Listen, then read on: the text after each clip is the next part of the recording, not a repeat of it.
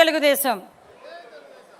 ఒక మహానుభావుడి రూపకర్త, ఇంకొక విజనరీ నాయకుడి కార్యదక్షత, క్రమశిక్షణ, ఇంకొక యువ నాయకుడి భవిష్యత్ ప్రణాళిక, వీళ్ళ ముగ్గురిని కూడా నడిపిస్తున్న పార్టీ కోసం ప్రాణ త్యాగానికైనా సిద్ధపడే కార్యకర్త, అన్నీ కలిపితే తెలుగు జాతి గర్వపడే తెలుగుదేశం పార్టీ. ఆ తెలుగుదేశం పార్టీ ఏటేటా జరుపుకునే ఈ మహానాడు నిజంగా ఒక పండుగ, ఒక జాతరనే చెప్పాలి. ఈ మహానాడు అనేది ఒక రాజకీయ సభ కాదు. ఈ మహానాడు అనేది ఒక బల ప్రదర్శన కాదు. ఈ మహానాడు అనేది తెలుగు జాతి గురించి పెట్టిన పార్టీకి దిశానిర్దేశం ఇచ్చుకొని ఈ రాష్ట్ర భవిష్యత్ ప్రణాళికను ఏ విధంగా తీసుకెళ్లాలని చెప్పడానికి ఉపయోగపడే ఒక సభ అని చెప్పి మనందరం కూడా తెలుసుకోవచ్చు. ఈ కార్యక్రమంలో తెలుగు జాతి ఉన్నంత వరకు తెలుగువారి గుండెల్లో ఉండే యుగ పురుషుడు అన్న నందమూరి తారక రామారావు గారికి పాదపద్మములకు నమస్కారాలు సమర్పిస్తూ ఈరోజు ఈ కార్యక్రమానికి నవ్యాంధ్ర శిల్పి, కోట్లాది ప్రజల ఆశాదీపం, ఒక విజనరీ నాయకుడు, ఆ రోజు ఎన్టీ రామారావు గారు ఆత్మవిశ్వాసంతో ఉండాలి, ఆత్మగౌరవంతో ఉండాలి, ఢిల్లీ నడివీధుల్లో తెలుగు వాళ్ళు నిలబడేటట్టు చేయాలి అనుకుంటే అదే ఆత్మగౌరవాన్ని ముందుకు నడిపిస్తూ అదే ఆత్మవిశ్వాసంతో ఈరోజు ఢిల్లీ నడివీధుల్లోనే కాదండి, ప్రపంచం ఏ మూలకెళ్ళి జై తెలుగుదేశం అంటే నలుగురు బయటకు వస్తారు జై తెలుగుదేశం అని. ఆ రకంగా క్రియేట్ చేసిన గౌరవ విజనరీ నాయకుడు, మనందరి అభిమాన నాయకులు, జాతీయ పార్టీ అధ్యక్షులు నారా చంద్రబాబు నాయుడు గారికి, నిత్య విద్యార్థి నారా చంద్రబాబు నాయుడు గారికి, అదేవిధంగా నవశకానికి నాంది పలికిన వ్యక్తి. ఈరోజు ఈ మాట నేను పర్టికులర్గా చెప్పాలి. ఎందుకంటే జాతీయ వర్కింగ్ ప్రెసిడెంట్గా ఎన్నికైన తర్వాత మొట్టమొదటి మహానాడు చేస్తూ ఉంటే ఈరోజు నెల్లూరులో మహానాడు కొంచెం క్యాన్సిల్ అయింది. మనందరం కూడా ఇలా ఈరోజు వర్చువల్గా చేయాలి అని అనుకునేటప్పుడు నేను కొంచెం బాధపడ్డా. అయ్యో, ఫస్ట్ టైం లోకేష్ బాబు గారు వర్కింగ్ ప్రెసిడెంట్ అయిన తర్వాత మహానాడు చెప్పుకుంటున్నామే, ఈరోజు ఇలా అయింది ఏంటి అనుకుంటే దానికి 10 కాదు 20 ఈరోజు మహానాడు రాష్ట్ర వ్యాప్తంగా 14 లక్షల మంది తెలుగుదేశం పార్టీ కుటుంబ సభ్యుల మధ్యలో జరుగుతుందంటే లోకేష్ బాబు గారు వెరీ బ్లెస్డ్ అని చెప్పి మనందరం కూడా తెలుసుకోవాలి, మనందరికీ కూడా తెలుస్తుంది. యువగలం అధినేత, ఎంతోమంది యువకుల తాలూకా తన గలాన్ని తన గలంగా ముందుకు నడిపిస్తున్న యువ నాయకుడు నారా లోకేష్ గారికి ప్రత్యేకంగా నేను ధన్యవాదాలు తెలియజేసుకుంటూ ఈరోజు హైబ్రిడ్ విధానంలో ఈ స్క్రీన్ల ముందు కూర్చున్న ఎంతోమంది తెలుగుదేశం పార్టీ కుటుంబ సభ్యులందరికీ కూడా 14 లక్షల 15 లక్షల మంది కుటుంబ సభ్యులకి ఈరోజు ఇక్కడే ఉన్న పెద్ద నాయకులందరికీ కూడా మరొక్కసారి ధన్యవాదాలు తెలియజేసుకుంటున్నా. ఈ వేదిక సాక్షిగా అత్యంత ప్రాధాన్యత కలిగిన రాజకీయ తీర్మానంలో బలపరిచే అవకాశం, ఒక సామాన్య కార్యకర్తని అనుకునే చెప్పే కానీ ఒక సామాన్య టీచర్ని, ఒక సామాన్య కార్యకర్తని, ఎక్కడో వెనకాతల ఎటువంటి రాజకీయ నేపథ్యం లేదు, వెనకాతలు ఎక్కడ ఆర్థిక బలం లేదు, అంగబలం లేదు, కేవలం ఒక టీచర్ ఏం చదువుకున్నావమ్మా అని ఆ రోజు రాజకీయాలకు తీసుకొచ్చి ఈరోజు హోమ్ మినిస్టర్ స్థాయిలో నుంచోబెట్టడమే కాకుండా అత్యంత ప్రాధాన్యమైన రాజకీయ తీర్మానంలో బలపరిచే అవకాశం ఇచ్చినందుకు తెలుగుదేశం పార్టీ కార్యకర్తలకే కాదు నాయకుడికి పాదాభివందనం చేసుకుంటూ ఈ అవకాశంలో మీ అందరికీ కూడా తెలియాలి. ఈరోజు ఒక భావోద్వేగం మహానాడు పండుగ అంటేనే. మహానాడు పండుగ ఈరోజు మనం ఏసీ రూమ్లో కూర్చొని మాట్లాడాం, కానీ ఇంతకుముందు మహానాడు పండుగ అంటే కిలోమీటర్ నడవటానికి తుండిగుడ్డలు, పసుపు గుడ్డలు, చేతులు చవటలు తుడుచుకుంటూ వచ్చిన సందర్భాలు మనం మర్చిపోలే. ఈ రోజు అక్కడ ఏం భోజనాలు పెడతారో భోజనాల గురించి మేము రాలేదు. మండు టెండర్లు, రోహిణీ కార్తెలు అంటే బండరాయలు కూడా పగిలిపోయి ఎండలో సైతం మహిళలు కూడా పుట్టింటికి వచ్చామని ఆనందంలో తీసుకొచ్చే పరిస్థితిని కూడా చాలా సందర్భాల్లో మనం చూసిన సందర్భం. అటువంటి మహానాడు ఈరోజు మహిళలకు అంకితం చేసిన ఘనత కలిగిన నా నాయకుడు నారా చంద్రబాబు నాయుడు గారికి ఆంధ్రప్రదేశ్లోనే కాదు తెలుగు మహిళలందరి తరపున నేను ధన్యవాదాలు, నమస్కారాలు తెలియజేసుకోవాలి. ఈరోజు మహానాడు తెలుగు మహిళలకు అంకితం చేస్తున్నామని చెప్పాం, కానీ ఆ రోజు నందమూరి తారక రామారావు గారు పార్టీ పెట్టినప్పుడే ఆ రోజు నుంచి ఈ రోజు వరకు మహిళలకి ప్రాధాన్యత కలిగించిన వ్యక్తి. ఆ రోజు మహిళలకి ఆ రోజు మనందరికీ తెలుసు, ఆస్తుల సమాన వాటా హక్కు ఇవ్వాలి అని చెప్పి పుట్టింటిలోనే కాదు అత్తింటిలోనే కూడా గౌరవం పెంచిన ఘనత తెలుగుదేశం పార్టీది.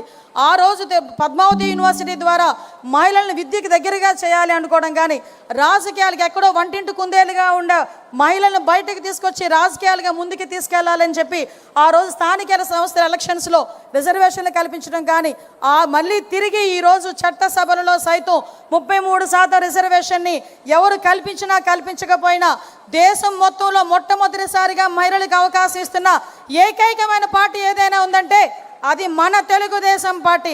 విమర్శకులకు ఒకటే హెచ్చరిస్తున్నా, విమర్శకులకి సవాల్ ఇస్తున్నా, మహిళలు ఓట్ల బ్యాంకుతో గెలిచేమో, మహిళా సాధికారత సాధిస్తామనుకున్న ప్రతి ఒక్క పార్టీ కూడా ఎస్, మా బాటలోకి రండి, మా బాటలో అనుసరించి మీ సత్తా ఏంటో చూపించే పరిస్థితి రావాలని చెప్పి నేను కోరుకుంటున్నా. మీ అందరికీ తెలుసు, ఆ రోజు మున్సిపల్ కర్ణాల వ్యవస్థల నుంచి ఆ రోజు బయటకు తీసుకొచ్చి మాండలిక వ్యవస్థల నుంచి ముందుకు తీసుకొచ్చి ఆ రోజు గ్రామీణ వ్యవస్థ నుంచి కూడా రాజకీయాలు పరిచయం చేసిన ఘనత, ఆ రోజు 2 రూపాయలకి కిలో బియ్యం ఇచ్చిన, ఆ రోజు పెన్షన్లు ప్రవేశపెట్టిన, జనతా వస్త్రాలు ఇచ్చిన, హౌస్ స్కీమ్ ఇచ్చిన, ఈ రాష్ట్రంలో మొట్టమొదటిగా సంక్షేమం అన్నది అలవాటు చేసిన, సంక్షేమం అన్నది చూపించినా కూడా మొట్టమొదటి పార్టీ తెలుగుదేశం పార్టీ. అటువంటి 44 సంవత్సరాల చరిత్ర గల తెలుగుదేశం పార్టీ ఎన్నో ఆటుపోట్లు ఎదుర్కొంది, ఎన్నో అవమానాలు ఎదుర్కొంది. కానీ ఏ రోజైతే అదే లెగసీని ముందుకు తీసుకెళ్ళడానికి తన భుజ స్కంధాల మీద ఈ తెలుగుదేశం పార్టీని వేసుకున్నాడు ఈ మహానుభావుడు చంద్రబాబు నాయుడు గారు. ఎన్నో అవమానాలు పడ్డారు, ఎంతోమంది ఎన్నో మాటలు పడ్డారు, అయినా కూడా ఎక్కడ కొంచెం చెక్కు చెదరలే. ఈరోజు నన్ను నమ్ముకొని కొన్ని కోట్ల మంది కార్యకర్తలు ఉన్నారు. ఆ కార్యకర్తలకి న్యాయం జరగాలి, ఈరోజు మన రాష్ట్రాన్ని బాగు చేయాలి అని 1995లో ఆయన మనకు ముఖ్యమంత్రి అయిన తర్వాత సుమారుగా 2004 వరకు ఆయన తీసుకున్న సంస్కరణలు చూస్తే నిజంగానే తమ్ముడు మొన్న ఆది అన్నాడు ఎన్నో సినిమాలు తీయచ్చు, అందులో సినిమాలు తీశారు కూడా. ఆ రోజు ఉమ్మడి ఆంధ్రప్రదేశ్లో విజన్ 2020 విజన్ పెట్టారు. నేను చెప్పానప్పుడు నేను చదువుకుంటున్నాను సార్, మీ 2020 విజన్ టైంలో మీ 2047 విజన్కి మీ మంత్రివర్గంలో నేను ఒక మంత్రిగా ఉన్నాను సార్, అదే నా అదృష్టం అని చాలా సందర్భాల్లో సార్కి చెప్పా. జన్మభూమి కార్యక్రమం అన్నారు, క్లీన్ అండ్ గ్రీన్ అన్నారు, ఇంకుడు గుంతలు అన్నారు, డ్రిప్ ఇరిగేషన్ అన్నారు, విద్యుత్ రంగంలో సంస్కరణలు తీసుకొచ్చారు, ఐటీకి ప్రోత్సాహం ఇచ్చారు. అటువంటి సంస్కరణల నుంచి ఈ రోజు వరకు జన్మభూమి కార్యక్రమాన్ని కాదు, శ్రమదానం కార్యక్రమాన్ని చేశారు. 1995 నాటికి పరిస్థితి ఏందిరా అంటే జీతాలు కూడా ఇచ్చుకోలేని పరిస్థితుల నుంచి 2004 వరకు చూస్తే ఆ రోజు ఆంధ్రప్రదేశ్ని ఐటీ హబ్గా మార్చిన ఘనత కలిగిన నాయకుడు మన నాయకుడు. ఆ తర్వాత పార్టీ మారింది, ఆ తర్వాత ధనయజ్ఞం అన్నారు, ఏదోదో యజ్ఞాలు చేశారు, అవినీతి చేశారు.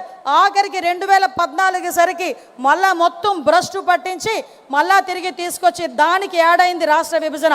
అటువంటి రాష్ట్ర విభజన యాడైన తర్వాత అటువంటి సందర్భంలో ఈ రాష్ట్రాన్ని బాగు చేయగలిగే ఏకైక నాయకుడు చంద్రబాబు నాయుడు గారిని తలచిన ఆంధ్రప్రదేశ్ రాష్ట్ర ప్రజలు మళ్ళీ తిరిగి ఒక పట్టం కడితే ఆ రోజు కిరీటం అనుకోలే, ముళ్ళ కిరీటంలా భావించిన పరిస్థితి. అదొక ముళ్ళ కుర్చీ.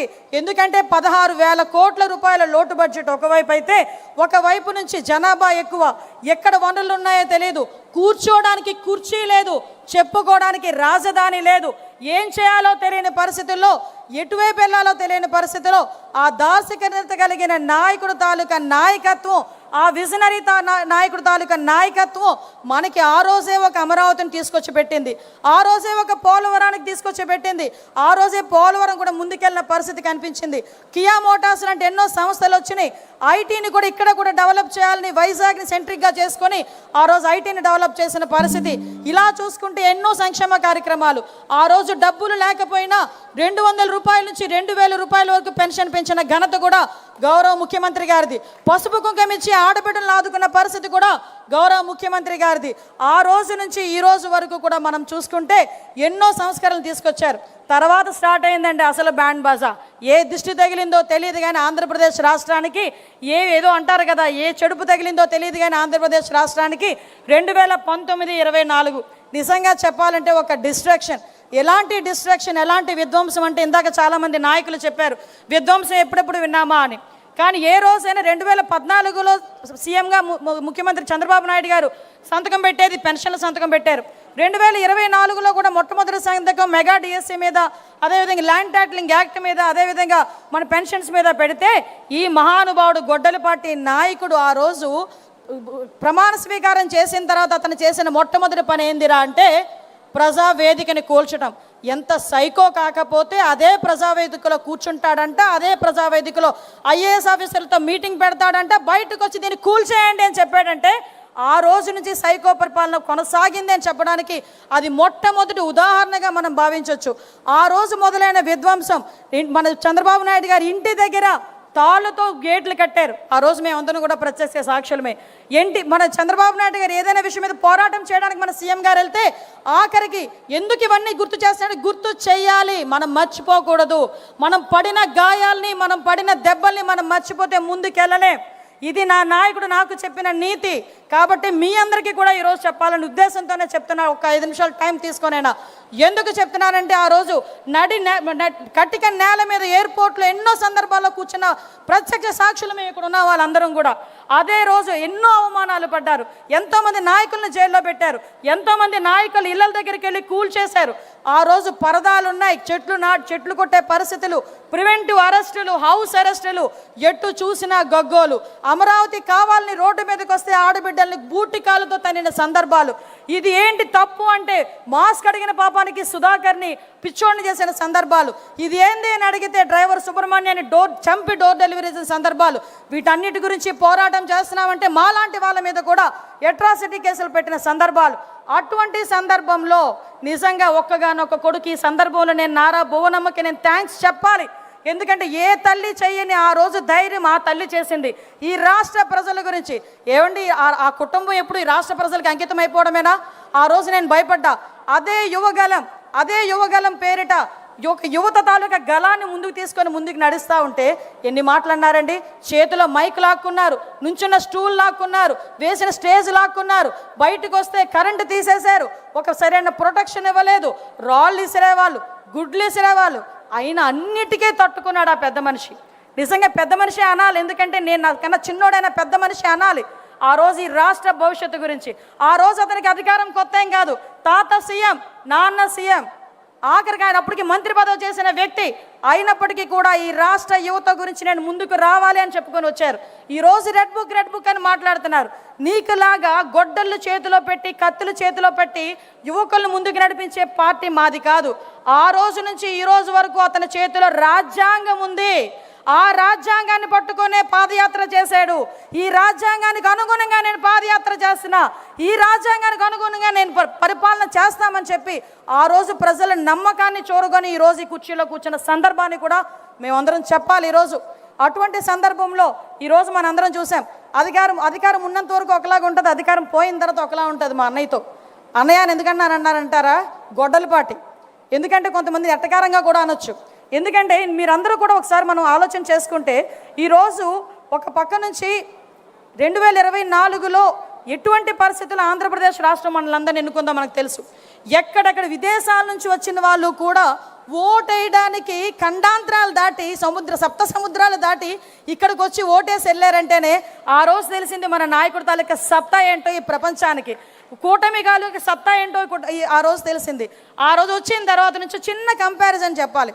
ఆ రోజు ఒక దళితుడిని డోర్ డెలివరీ చేసి చంపేసి డోర్ డెలివరీ చేస్తే అదే చంపిన వాడిని ఇంట్లో పెట్టుకొని కౌన్సిల్కి పంపించి ఈ రోజుకి కూడా రక్షించే ప్రయత్నం చేస్తే నా నాయకుడు, మనందరి నాయకుడు P4 విధానంలో బంగారు కుటుంబాలను తయారు చేయాలని మార్గదర్శులతో కూడా వెళ్ళి ఆ దళిత కుటుంబంలోని తాలూకా విధి విధానాలు ఎలా ఉన్నాయి చూడటానికని వెళ్ళి అదే దళిత కుటుంబం వంటగదిలోకి వెళ్ళి టీ పెట్టి ఆ కుటుంబానికి ఇచ్చి తను కూడా వాళ్ళతో తాగిన నాయకుడు ఎవరైనా ఉన్నారా?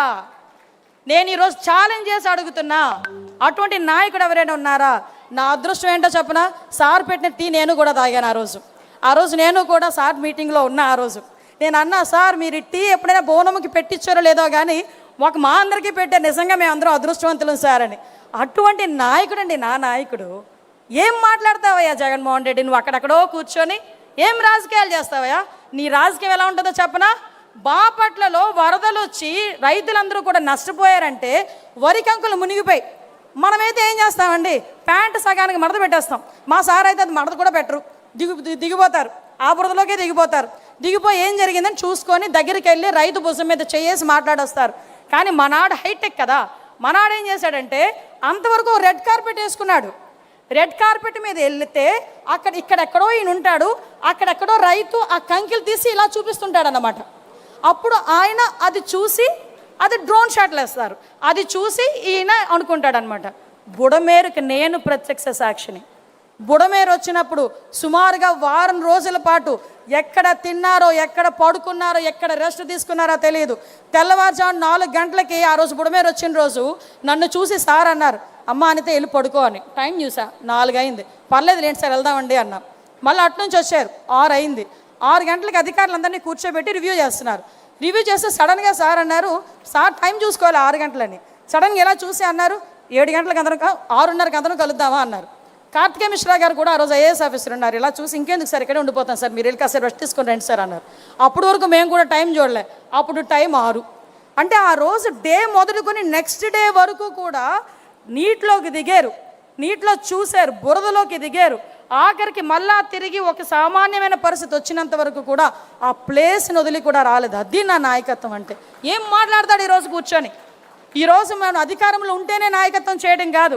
ఈరోజు సార్ సిద్ధాంతం ఎలా ఉంటుందంటే, అధికారం కోల్పోయినప్పుడు బాధపడడం కాదు, అధికారం లేకపోయినా అధికారం ఉన్నా కూడా పేదవాడికి సేవ చేసి లేకపోయినప్పుడు ఆయన బాధపడే తత్వం ఉన్న నాయకుడు.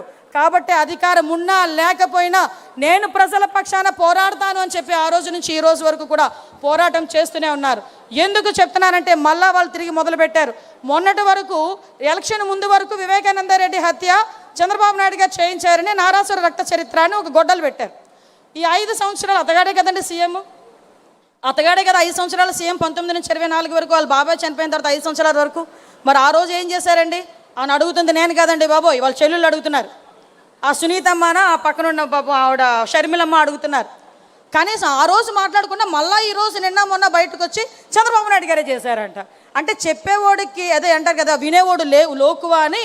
ఈరోజు మేము ప్రజలు వింటున్నారు అనుకొని నోటుకు వచ్చినట్టు చెప్పే సందర్భాలు. నేను ఒకటే చెప్తున్నా, ఇక్కడ చాలామంది కొన్ని లక్షల మంది తెలుగుదేశం పార్టీ కార్యకర్తలు కూర్చున్నారు, కొన్ని లక్షల మంది తెలుగుదేశం పార్టీ కార్యకర్తలు వింటున్నారు మన దిశానిర్దేశం. ఈరోజు ఎంతో కష్టపడి ఇంకో 2028కి అనుకుంటా సార్కి 50 సంవత్సరాలు పూర్తయితే రాజకీయంగా ఒక నాయకుడిని చూశానండి నేను, నిజంగా ఏకైక నాయకుడిని చూశాను. ఈరోజు నా సీక్రెట్లు ఎవరికైనా చెప్తే నాయకుడి కింద ఎదుగుతాడేమో అనుకుని భయపడే నాయకుల్ని కూడా నేను చూశాను. కానీ 50 సంవత్సరాలుగా ఆయన అక్కడ ఇంచుమించుగా 50 సంవత్సరాలు రాబోతున్న రాజకీయ చరిత్ర కలిగిన నాయకుడిగా మమ్మల్ని కూర్చోబెట్టి, మా మంత్రుల్ని కూర్చోబెట్టి ఏం చెప్తారో తెలుసా? నేర్చుకోండి అయ్యా, నేను చెప్తాను, చాలా చెప్తాను, మీకు వినే ఓపిక ఉంటే నేను చెప్పడానికి సిద్ధంగా ఉన్నా, మీరు రాజకీయం నేర్చుకోండి, అడ్మినిస్ట్రేటివ్ నేర్చుకోండి అని చెప్పి మాకు లాంటి వాళ్ళందరినీ కూడా సింగపూర్ పంపిస్తే అది కూడా వాళ్ళకి వేరే రకంగా ఆలోచించుకున్నారు. సింగపూర్ పంపించి ఈరోజు బయటికి వచ్చిన తర్వాత మేము అందరూ అనుకున్నారు సింగపూర్ విహారయాత్ర అని. కాదండి, విజ్ఞాన యాత్ర అండి సింగపూర్. మాకు మార్నింగ్ 9:30కి మీకు స్కూల్లో, నేను చాలామంది మా నారాయణ గారు ఇక్కడ చూస్తున్నారు, ఆయన 9:30కి ఎలాగైతే స్కూల్ బస్ ఎక్కిస్తారో మేము కూడా అలాగే ఎక్కాం నారాయణ గారితో పాటు. నారాయణ గారు కూడా ఆ రోజు 9:30కి స్కూల్ బస్ ఎక్కినట్టుగా కారు ఎక్కాం. ఎక్కి ఈవినింగ్ 7, ఒక్కొక్కసారి 7:30కి కూడా ఎక్కిన సందర్భాలు కూడా ఉన్నాయి. అటు నుంచి 7 o'clock తీసుకొచ్చి పడేసేవారు మమ్మల్ని. Of course it's a wonder. నిజంగా అలాంటి చోట నేర్చుకోవాలి. ఎందుకు చంద్రబాబు నాయుడు గారు నేర్చుకోమంటారని చెప్పడానికి అదొక ఉదాహరణ. ఇలాంటి నాయకుడు ఉన్న తర్వాత, ఇలాంటి వ్యక్తిత్వం ఉన్న తర్వాత ఇంకొకటి చెప్పి నేను ముగిస్తానండి. ఎందుకంటే మత్స్యకార భరోసా కింద మొన్న రీసెంట్గా చంద్రబాబు నాయుడు గారు ఒక ఇంటికి వెళ్ళారు. నిజంగా వెళ్ళాలనుకుంటే ఈ ఊర్లో కూర్చొని బటన్ నొక్కొచ్చు. ఎందుకంటే అతగాడు ఇంతకుముందు బటన్ నొక్కేవాడు బయటకు వెళ్ళాడంటే పరదాలు కట్టాలి, లేకపోతే చెట్లు నరకాలి, ఇంచుమించు 5,000 మంది పహారా ఉండాలి, గంతకాలు తవ్వాలి. నిన్నే చెప్పారు సార్, గంతకాలు తవ్వేవారంట చుట్టూను. నల్ల చున్ని వేసుకోకూడదు, నల్ల బుట్టు పెట్టుకోకూడదు, నల్ల రిబ్బన్ కట్టుకోకూడదు, అతగాడు అన్ని ఆంక్షలు ఉండేవి. కానీ మన నాయకుడు ఏం చేస్తున్నారంటే, ఒక సంక్షేమ పథకం ఇవ్వాలంటే నేరుగా వాళ్ళ ఇంటికి వెళ్ళి కూర్చుంటున్నారు. వాళ్ళ ఇంటికి వెళ్ళి ఉండడమే కాకుండా వాళ్ళు చేపలు ఎలా కొంటున్నారు, ఎలా అమ్ముతున్నారు, జీవన విధానాలు తెలుసుకొని ఆయన వాళ్ళతో పాటు, నేను ఎందుకు ఇది మెన్షన్ చేస్తున్నానంటే వాళ్ళతో పాటు కింద కూర్చొని భోజనం చేశారు. కొంతమంది నాయకులు ఉంటారండి, కొబ్బరికాయ కొట్టాలంటే పంతులు వెళ్ళి రాయి ఎత్తారు పైకి. కొబ్బరికాయ కొట్టాలంటే పంతులు రాయి ఎత్తితే అప్పుడు కొబ్బరికాయ కొడతాడు. అలాంటి వాళ్ళు కూడా ఇతని తాలూకు వయసు గురించి మాట్లాడుతున్నారంటే ఇంక సిగ్గుందా అని అడుగుతున్నాను ఈరోజు. అటువంటి ఒక సైకో గొడ్డలి పార్టీ నాయకులు మళ్ళా బయటికి రావడానికి, కళ్ళబొల్లి బాటలు బయటికి రావడానికి ప్రయత్నం చేస్తున్నారు. నేను ఒకటే చెప్పబోతున్నా ఈరోజు ఒకటే చెప్పబోతున్నా. మన నాయకులందరూ ఉన్నారు, కార్యకర్తలు ఎలాంటి వాళ్ళు మనకు తెలుసు. ఈరోజు గౌరవ నారా లోకేష్ గారు ఈరోజు ఎన్నో కంపెనీలు తీసుకొచ్చి, ఇంకొక విషయం చెప్పాలి, మన సాధారణంగా మన ఇంట్లోనే జంజీస్ అని జనాల్ఫాస్ జనరేషన్స్ అన్నీ ఉన్నాయి. వాళ్ళకి అర్థం కానిది ఏంటంటే, మా జనరేషన్కి ఉద్యోగాలు ఇచ్చింది ఆయనే, ఇప్పుడున్న జనరేషన్కి ఉద్యోగాలు ఇస్తున్నది ఆయనే, జనాల్ఫాకి కూడా ఉద్యోగాలు ఇవ్వబోయేది ఆయనే. దానికి సంబంధించిన కార్యాచరణ 2047 వరకు చేతిలో పట్టుకొని తిరుగుతున్నారండి ఈయన. ఇలాంటి వ్యక్తులు ఉన్నంత వరకు జనాల్ఫా కాదు కదా, జంజీస్ కాదు కదా, ఎవరైనా చదువుకుంటే చాలు మీ ఇంటికి ఉద్యోగాలు తీసుకొచ్చే స్థాయికి మేము తీసుకొస్తామని గౌరవ నారా లోకేష్ గారు ముందుకొచ్చి చెప్పే సందర్భాలు కూడా ఉన్నాయి. ఇంకా 28 సెకండ్లు ఉంది సార్. ఇంకొక విషయం కూడా చెప్తున్నాను సార్, నారా లోకేష్ గారు తీసుకొస్తున్న ఐటీ కంపెనీలకి. ఇంతకుముందు మేము చదువుకునేటప్పుడు ఉద్యోగాల గురించి మేము వెయిట్ చేసేవాళ్ళవి, కానీ ఇప్పుడున్న జనరేషన్ ఏం అదృష్టవంతులయ్యా, ఉద్యోగాలు మీ గురించి వెయిట్ చేస్తున్నాయి. That is Gen Zs. నిజంగా చెప్పాలంటే అదృష్టవంతులు అని చెప్పి ఈరోజు చెప్పాలి. అటువంటి నాయకులు ఉన్న చోట, అటువంటి నాయకత్వం పనిచేస్తున్న చోట దీన్ని నిలబెట్టుకోవాల్సిన అవసరం ఉంది, దీన్ని సస్టైన్ చేయాల్సిన అవసరం ఉంది. మన రాష్ట్రం బాగుపడాలన్నా, మన కుటుంబాలు బాగుపడాలన్నా, మన విలువలు పెరగాలన్నా, మనం గౌరవంగా బతకాలన్నా ఈ ఎన్డీఏ కూటమి గవర్నమెంట్ ఈరోజు ముందుకెళ్లాల్సిన అవసరం ఉంది. ఇంకో 15 సంవత్సరాలు కాదు, 20 సంవత్సరాలైనా ఇదే గవర్నమెంట్ ముందుకెళ్తేనే 2047 నాటికి ప్రపంచంలోనే మొదటి స్థానంలో ఆంధ్రప్రదేశ్ ఉంటుంది అని రాసి పెట్టుకోమని ఈ మహానాడు సాక్షిగా చెప్తున్నా. దీనికి ప్రతి ఒక్క కార్యకర్త కూడా ముందుకు రావాలి. ఇప్పుడు జరిగే ప్రతి ఎలక్షన్ మనదై ఉండాలి. ఇందాక చంద్రబాబు నాయుడు గారు వీడియో ఒకటి వేస్తున్నప్పుడు చంద్రబాబు నాయుడు గారు అని నేను అని చెప్పినప్పుడు ఇక్కడ ఉన్న వాళ్ళందరం కూడా క్లాప్స్ కొట్టాం. ఆ మాట పదే పదే పదే పదే వినాలి అని చెప్పి ఇక్కడ సంకల్పం తీసుకొని వెళ్దాం. ఆయన ఎవరేం చేయగలరండి? 24 క్లైమోర్ మైన్స్ ఏం చేయలేకపోయినాయి. ఆయన దృఢ సంకల్పం అలాంటిది, అతని తాలూకా తపన అలాంటిది. మనకి ఏదైనా మంచి చేయాలని తపన, అటువంటి తపన కలిగిన నాయకుడు, తపన కలిగిన యువ నాయకుడు సారథ్యంలో ఈరోజు మనందరం పనిచేస్తున్నాం. దీనికి మనందరం గర్వపడుతూనే దీన్ని ముందుకు తీసుకెళ్లే బాధ్యత కూడా మనందరం కూడా తీసుకుందామని మీకందరికీ కూడా తెలియజేసుకుంటూ, ఒక మంచి రాజకీయ తీర్మానం, ప్రెస్టేజ్గా ఉండే ఒక రాజకీయ తీర్మానం మీద మాట్లాడే అవకాశం, దాన్ని బలపరిచే అవకాశం ఇచ్చినందుకు మరొక్కసారి మీ అందరికీ కూడా మనస్ఫూర్తిగా పాదాభివందనం చేసుకుంటూ, నా నాయకుడికి, నా పార్టీకి, నేను నా కుటుంబం ఎల్లప్పుడూ రుణపడి ఉంటామని తెలియజేసుకుంటూ సెలవు తీసుకుంటున్నా. జై హింద్, జై తెలుగుదేశం.